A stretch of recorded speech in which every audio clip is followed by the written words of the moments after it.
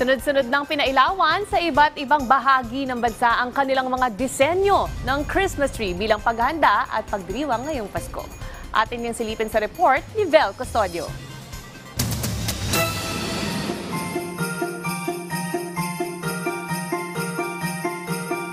Talaga namang damang-dama na ang Kapaskuhan sa iba't ibang bahagi ng bansa, kung saan kabi-kabilang pagpapailaw ng Christmas tree, parol, parke at fireworks display ang isinagawa.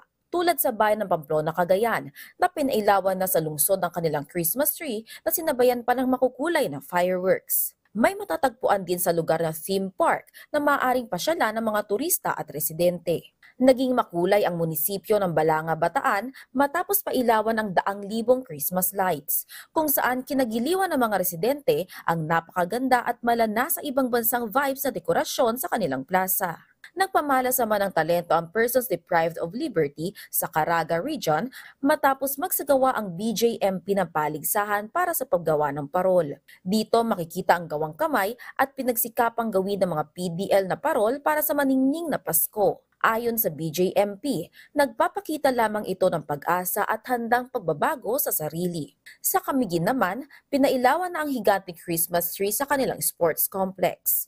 Ayon sa lokal na pamahalaan, nagpapakita lamang ito ng katatagan ng mga Camigueños sa nagdaang kalamidad ngayong taon. Dagdag pa ng provincial government, pasimula ito ng aktibidad ngayong holiday season sa probinsya. Vel Custodio, para sa Pambansang TV sa Bagong Pilipinas.